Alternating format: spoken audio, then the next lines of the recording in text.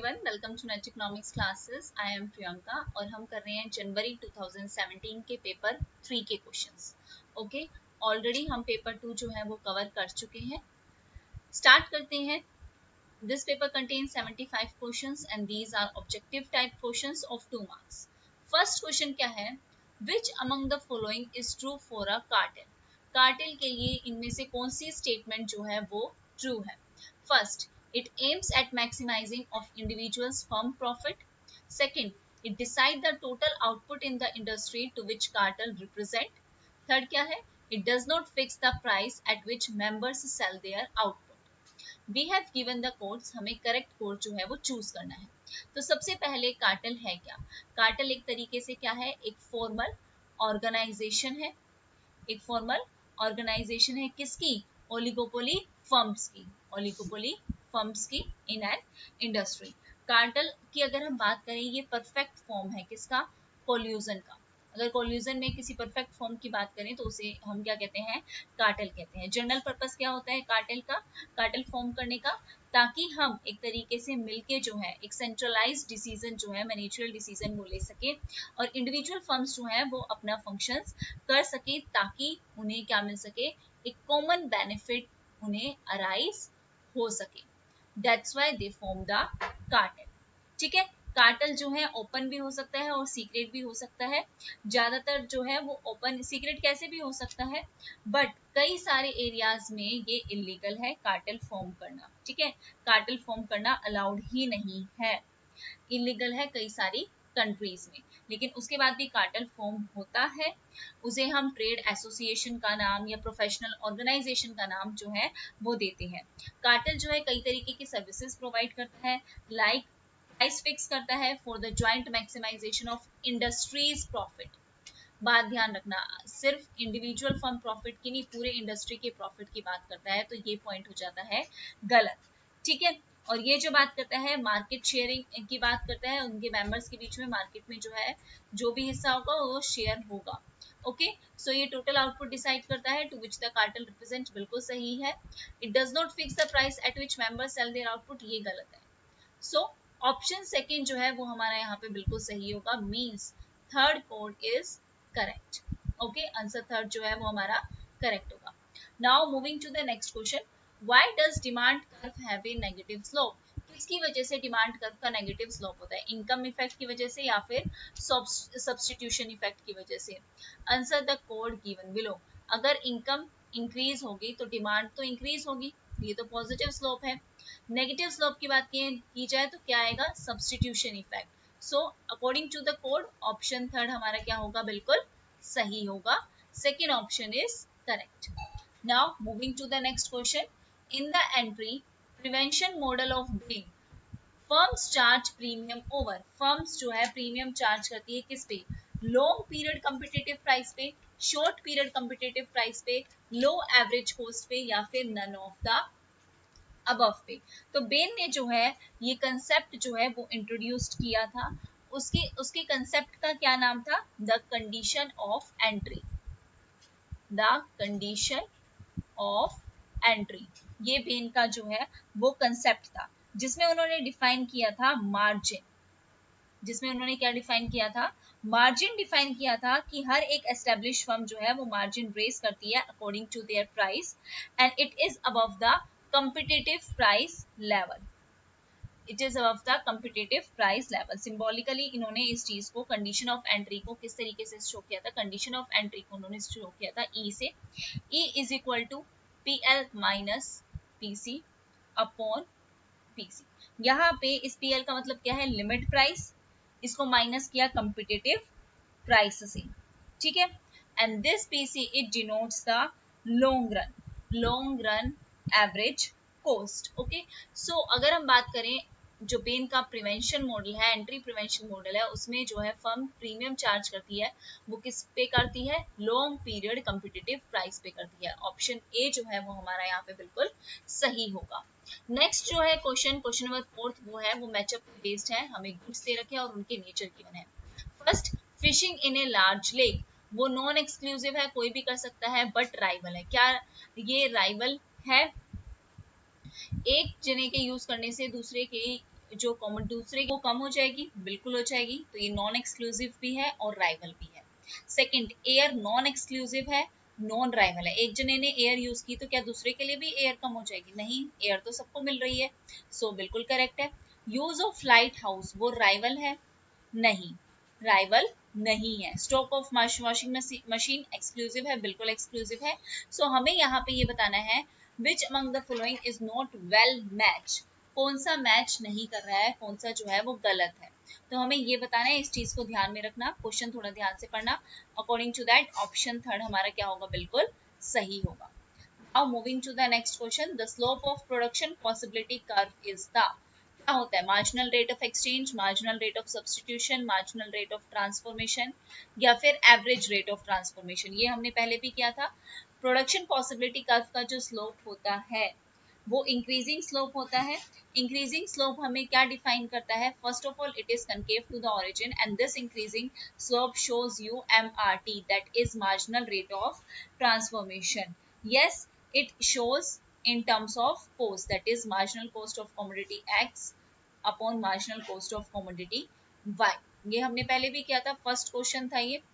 Okay, so according to that option fourth हमारा क्या होगा? सही होगा। बहुत ही इंपॉर्टेंट फीचर है प्रोडक्शन पॉसिबिलिटी कर्व का कि वो कनकेव टू द ओरिजिन होता है, और जो ये कनकेव है वो हमें स्लोप शो करता है that it goes on increasing, so this is because of marginal rate of transformation. Now moving to the next question, next question की तरफ अगर हम चले, सिक्स्थ क्वेश्चन जो है, the gain in profit income from an increase in immigration according to this diagram. This is the labor supply before immigration. This is the area of labor supply before immigration. Okay. This is the area of labor supply after immigration. इस line तक complete. This. अब हमें ये बताना है कि कितना जो है वो इंक्रीज हुआ है, कितना जो है वो इंक्रीज हुआ है। Okay, so area of BD L dash and L, area of BD L dash and dash ये इंक्रीज हुआ है। The area of WBDW, this area increase हुआ है कंप्लीट, या फिर ये एरिया और ये एरिया दोनों इंक्रीज हुए हैं, इसको भी इंक्लूड कर लिया गया है, और ये एरिया और ये एरिया इसको भी इंक्लूड किया गया है। तो अकॉर्डिंग टू दैट अगर हम बात करें इंक्रीज इन इमाइग्रेशन, उसकी वजह से कितना प्रॉफिट हुआ है, तो अगर हम फिगर में देखें तो अगर हम बिफोर इमाइग्रेशन लेबर सप्लाई और आफ्टर इमाइग्रेशन लेबर सप्लाई को माइनस करेंगे तो जो पार्ट बचेगा वो कौन सा बचेगा? जो पार्ट बचेगा वो ये एरिया बचेगा, that is this area WB D and W dash, this area. ये है पहले का, ये है पूरा, और ये होगा जो हमें गेन हुआ है। Okay, so according to that option second हमारा क्या होगा? बिल्कुल सही होगा, B option. Now moving to the next question, the demand for rare paintings and rare stamps is explained by which among the following effect? Snob effect, bandwagon effect, Veblen effect, या फिर none of the above. तो अगर हम बात करें ये सारे क्या हैं? ये सारे होते हैं external effect. These are the external effect, और इन एक्सटर्नल इफेक्ट्स को इंट्रोड्यूस्ड किसने किया था? Harvey Livingston. Harvey Livingston introduced these external effect concept okay in the year 1950। ये पर्टिकुलरली 3 एक्सटर्नल इफेक्ट्स उन्होंने बताए थे। पहला बैंडवैगन इफेक्ट, दूसरा स्नोब इफेक्ट, तीसरा वेबलन इफेक्ट। इन तीनों के एग्जांपल याद कर लेना, अच्छे से हमें ये चीज याद हो जाएगी। सबसे पहले ये इफेक्ट जो होते हैं वो एक्सटर्नल होते हैं, ठीक है। इनके जो इफेक्ट पड़ता है वो बाहर की तरफ से पड़ता है, किसी और वजह से पड़ता है, उसके प्राइसेस की वजह से नहीं हो रही है यहाँ पे बात, ठीक है। तो सबसे पहले लिविंगस्टन के अकॉर्डिंग देखें तो पहली बात बैंडवैगन इफेक्ट की उन्होंने बात की है। बैंडवैगन इफेक्ट में उन्होंने कहा कि यहाँ जो डिजायर आती है वो किसी दूसरे कस्टमर के कारण आती है। अरे उसने ये लिया है, अरे ये बहुत अच्छा लग रहा है, ये बहुत अच्छा है, दूसरे से इन्फ्लुएंस होके उसने भी वो चीज परचेज की है, तो वो होती है बैंडवैगन इफेक्ट। उसके बाद जो दूसरी स्नोब इफेक्ट की बात की गई है वो ये due to the desire to be exclusive, मुझे जो रहना है वो सबसे अलग रहना है, एक्सक्लूसिव रहना है, ठीक है। रेयर पेंटिंग्स जैसे यहाँ पे एग्जांपल है, रेयर स्टैम्प, सबसे अलग कोई चीज कलेक्ट हमें जो करनी है। तीसरी है हमारी वेबलन इफेक्ट। वेबलन इफेक्ट जो आता है वो आता है शोरूम प्राइसेस के कारण। अब कोई फरारी कार खरीद रहा है तो उसकी एवरेज देख के थोड़ी ना खरीद रहा है, एवरेज खरीद रहा है तो फिर एवरेज के अकॉर्डिंग ही लेगा, तो फिर हीरो होंडा वगैरह लेगा, लेकिन वो फरारी क्यों ले रहा है? क्यों? Because of the high showroom prices. ठीक है, अगर यहाँ पे लो शोरूम प्राइस है तो वो इनवर्ड शिफ्ट कर जाएगा, अगर वही हाई शोरूम प्राइसेस है तो वो सप्लाई कर आउटवर्ड शिफ्ट करेगा। Okay, the demand, sorry. So third भी नहीं आएगा, सेकंड भी नहीं आएगा, फर्स्ट आएगा हमारा स्नोब इफेक्ट। बिल्कुल अलग, एक्सक्लूसिव रहना है, एक्सक्लूसिव रहना है, इसलिए स्नोब इफेक्ट इसके अंदर आएगा। हार्वे लिविंगस्टन ने ही एक्सटर्नल इफेक्ट की थ्योरी जो है वो बताई थी। So according to that option 1 हमारा जो है वो बिल्कुल सही होगा। Now moving to the next question, a market is said to be economically efficient if it maximize. एक मार्केट को हम इकोनॉमिकली एफिशिएंट मार्केट कब कहेंगे? पहला, जब वो अपना कंज्यूमर सरप्लस मैक्सिमाइज करे। सेकेंड, जब वो अपना प्रोड्यूसर सरप्लस मैक्सिमाइज करे। थर्ड, जब वो अपना aggregate of consumer and producer surplus दोनों मैक्सिमाइज करे। या fourth, none of the above. तो एक मार्केट को हम इकोनॉमिकली एफिशिएंट मार्केट कब कहेंगे? जब वो टेक्निकली भी एफिशिएंट हो, लीस्ट कॉस्ट प्रोडक्शन जो है वो कर रही हो, एलोकेटिव एफिशिएंसी हो, मतलब स्केयर्स आउटपुट, स्केयर्स रिसोर्सेज के साथ वो आउटपुट जो है वो ज्यादा से ज्यादा कर पाए। इकोनॉमिक एफिशिएंसी कब अचीव होगी? At the Pareto optimum condition, जो वेल्फ्रेड पेरेटो ने दी थी अपनी थ्योरी में। ये प्रिंसिपल क्या बताता है? That the no agent means no consumer या producer, it can be made better off without making someone worse off. So economic efficiency कब होगी? अगर हम परफेक्ट कंपटीशन की बात करें तो परफेक्ट कंपटीशन में कंज्यूमर और प्रोड्यूसर सरप्लस कब होगा? When price is equal to marginal cost. ठीक है, अब मार्केट को इकोनॉमिकली एफिशिएंट कब कहेंगे? जब कंज्यूमर और प्रोड्यूसर दोनों को ही मैक्सिमम प्रॉफिट हो, प्रोड्यूसर को मैक्सिमम प्रॉफिट, कंज्यूमर को मैक्सिमम सेटिस्फैक्शन। तो according to that option third हमारा क्या होगा? बिल्कुल सही होगा। Now moving to the next question, third, ninth question, which among the following economists are associated with the concept of quasi rent? quasi rent की बात किसने की थी? मार्शल ने, रॉबिन्सन ने, रिकार्डो ने। तो क्वाजी रेंट जो है वो मार्शल ने इस कंसेप्ट को जो है एक्सटेंड किया था, और किसकी बात की थी? That they want to cover the earnings of fixed capital equipments like we can say machines in a short run. ठीक है, शॉर्ट रन में फिक्स्ड कैपिटल इक्विपमेंट्स हैं जैसे मशीन है वो परफेक्टली इनइलास्टिक होते हैं सप्लाई में, कॉस्ट ऑफ प्रोडक्शन जो होती है वो रेलिवेंट नहीं होती है अगर एक बार चीजें प्रोड्यूस्ड हो जाए। तो कौन से दो इकोनॉमिस्ट हैं या कौन से ऐसे इकोनॉमिस्ट हैं जो इससे रिलेटेड हैं? मार्शल है, रॉबिन्सन है, रिकार्डो है, कौन है? कोड हमारे सामने नीचे गिवन है। सो अकॉर्डिंग टू दैट हमारे मार्शल और रिकार्डो जो है वो क्वाजी रेंट कंसेप्ट से रिलेटेड है। सो ऑप्शन फर्स्ट जो होगा वो हमारा क्या होगा? बिल्कुल करेक्ट होगा। Marshall and Ricardo, David Ricardo, Alfred Marshall, they are associated with the concept of quasi rent. Now moving to the next question, sorry next question की तरफ अगर हम चले, नेक्स्ट क्वेश्चन है हमारा question number, in the adjoining diagram which of the following line represent law of return? कौन सी चीज law of return को जो है वो शो कर रही है? we have the diagram, we have given the options, the line OA, the line BC, the line GE या फिर both BC and GE। तो लॉ ऑफ रिटर्न को ये BC लाइन एंड ये GE लाइन दोनों शो कर रही है। So according to that second और थर्ड हमारे ऑप्शन सही होंगे और डी ऑप्शन हमारा करेक्ट होगा, both second and third. Now next question, in an adjacent diagram which of the following effect will alter the aggregate demand curve? इस aggregate demand curve को alter कौन कर सकता है? trade effect, liquidity effect, wealth effect या फिर कौन? So aggregate demand curve क्या शो करता है? the various price levels, जिसपे क्या हो रहे हैं?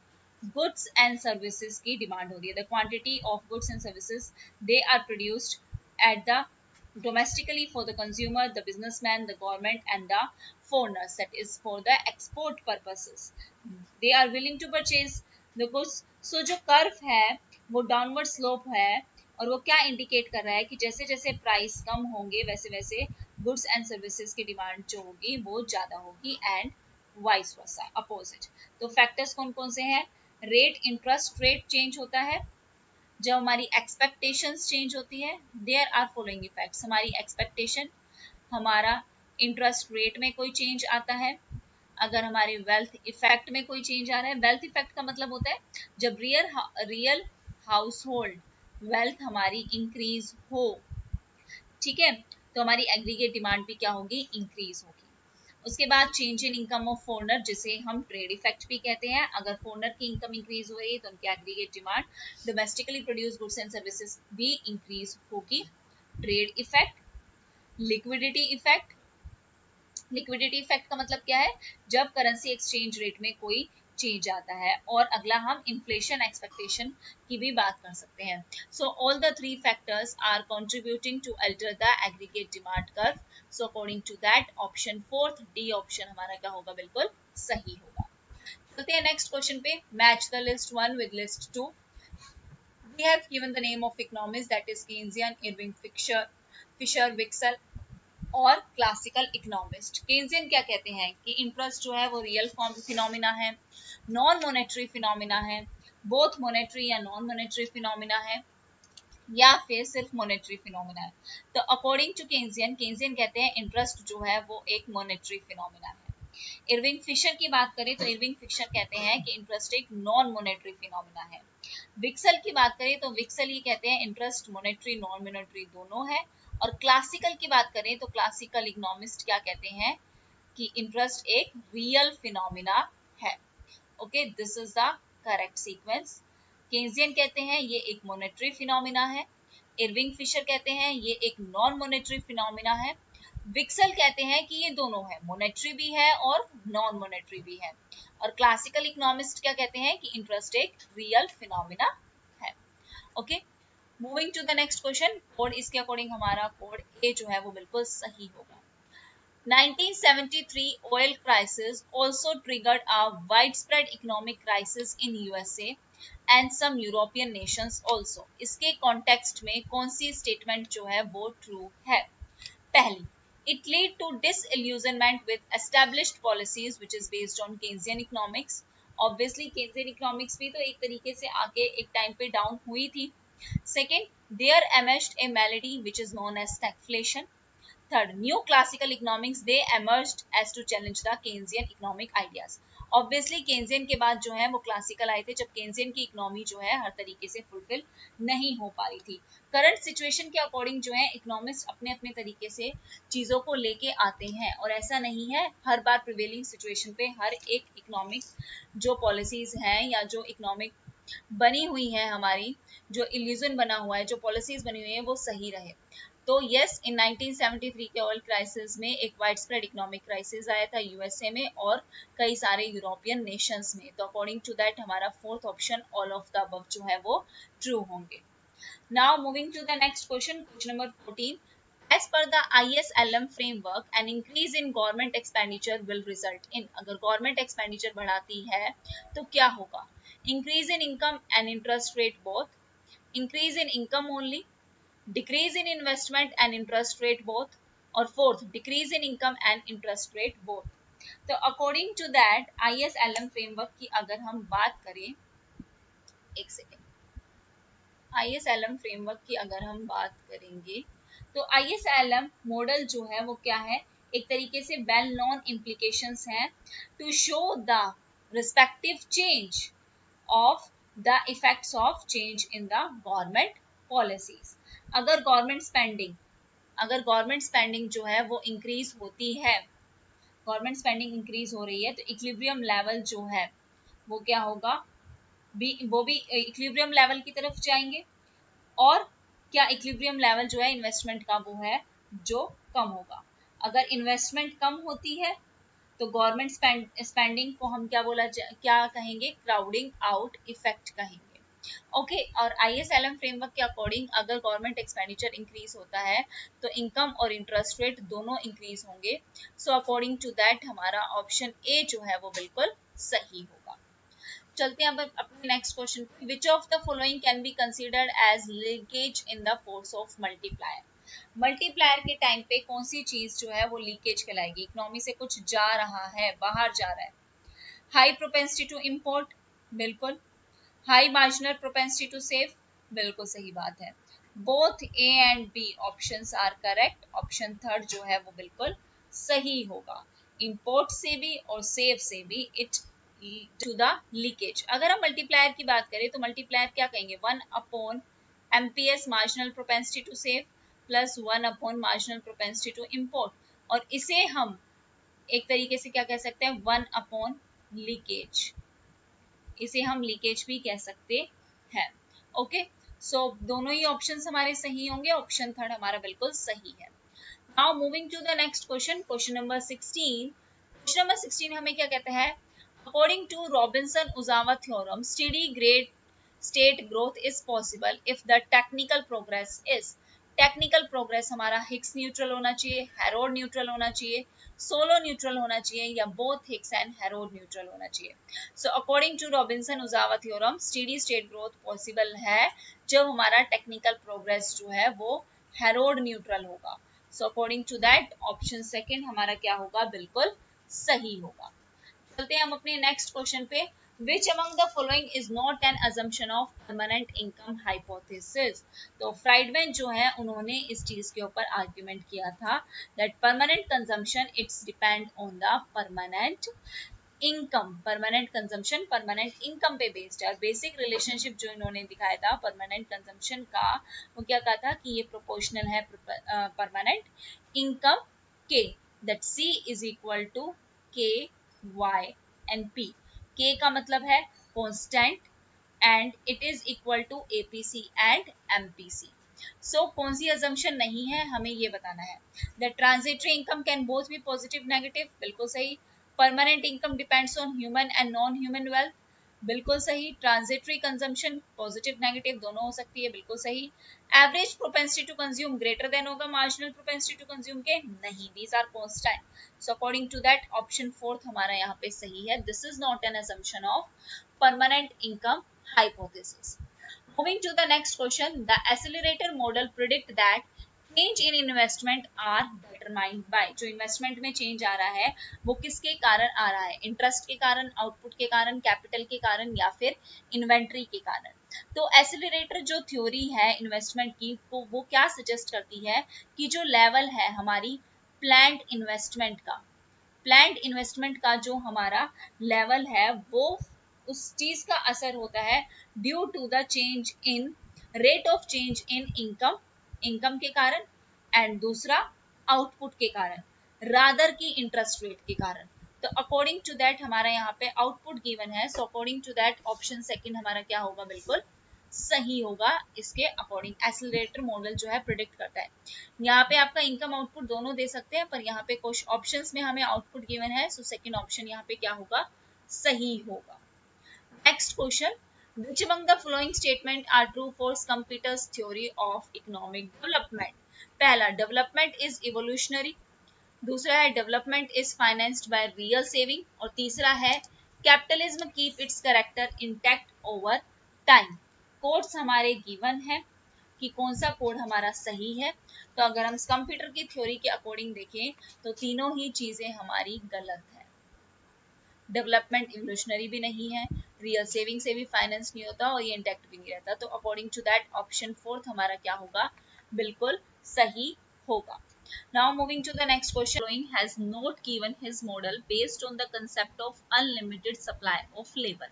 हमें ये बताना है कि इनमें से कौन से ऐसे इकोनॉमिस्ट हैं जिन्होंने अपना मॉडल इस पे बेस्ड नहीं दिया है। तो सबसे पहले अगर हम बात करें कि सबसे पहले अनलिमिटेड सप्लाई ऑफ लेबर के बारे में किसने बात की थी, तो W.A. लेविस थे। उन्होंने अपने एक पेपर में जिसका नाम था economic development with unlimited supply of labour, इनमें इस नॉवल में उन्होंने लेविस ने अपना फ्रेमवर्क जो है अपने मॉडर्न सेक्टर के बारे में बताया कि जो मॉडर्न सेक्टर्स हैं वो क्या फेस कर रहे हैं, अनलिमिटेड सप्लाई ऑफ लेबर को फेस कर रहे हैं, जिसमें supply of labour at the wages it is higher than the subsistence level, minimum level से भी ज्यादा है।